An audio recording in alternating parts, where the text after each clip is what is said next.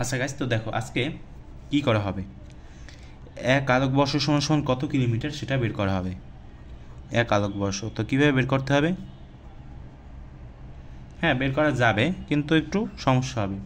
সমস্যা বলতে কি, দেখতে থাকো বুঝতে যাবা যে আলোর বেগের সাথে তোমার গুণ দিতে হবে। কি এখানে কিসের সম্পর্ক বলো তো? আলোর বেগের সাথে সম্পর্ক, আর হচ্ছে তোমার 1 বছর। কারণ কি, আলোক বর্ষ অর্থাৎ 1 বছরের কথা কিন্তু বলা হয়েছে, ঠিক আছে? 1 বছরের সাথে গুণ হবে। এখন বিষয়টা হচ্ছে কি, আলোর বেগ সেটা কত, সেটা কিন্তু আমাদের প্রায় সবারই জানা আছে যে 3 × 10⁸ আমরা জানি। আচ্ছা, কিন্তু 1 বছর সমান সমান কত সেকেন্ড সেটা কিন্তু আমাদেরকে বের করতে হবে, ঠিক আছে? এমন না যে তুমি 365 দিয়ে গুণ করে দিলে তোমার হচ্ছে কিলোমিটার বের হয়ে যাবে, না, বের হবে না। কিলোমিটার বের করতে হলে একবারে তোমার সেকেন্ড পর্যায়ে এটাকে নিয়ে যেতে হবে 1 বছরকে। তো 365 দিন, তো এটাকে তুমি যদি এখন দিনে আনো তাহলে কী হবে, 24 দিয়ে গুণ করতে হবে। তো 24 দিয়ে গুণ করলে এটার বিষয় আলাদা, ঠিক আছে? 3 × 10⁸ এটার জায়গায় থাকুক। আমরা হচ্ছে এগুলো নিয়ে একটু কাজবাজ করবো, 1 বছরকে একবার সেকেন্ডে নিয়ে আসবো। তো 365 দিন, সেটাকে যদি তুমি দিনে আনো তাহলে হবে তোমার 24।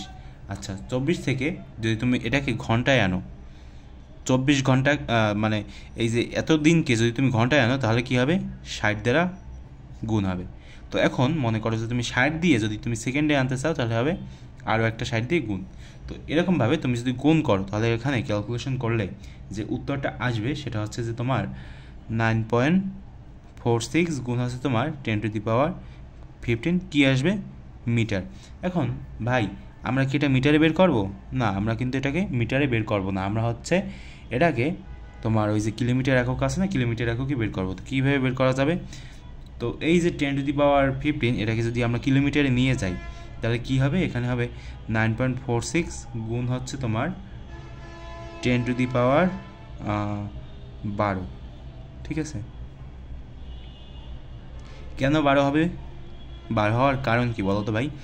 এই যে জিনিসটা, এটাকে যদি তুমি 1000 দিয়ে যদি তুমি ভাগ দাও, ঠিক আছে, তাহলে কত আসবে? 12 আসবে না? ঠিক আছে, তো এরকমভাবে তোমরা এগুলোকে কনভার্ট করতে পারবা। তো কত কিলোমিটার আসলো, যে 9.46 গুণ 10⁻12 কিলোমিটার। এটা হচ্ছে আমার কিলোমিটার এককে। এক আলোকবর্ষ সমান কত, মানে কত কিলোমিটার সেটা।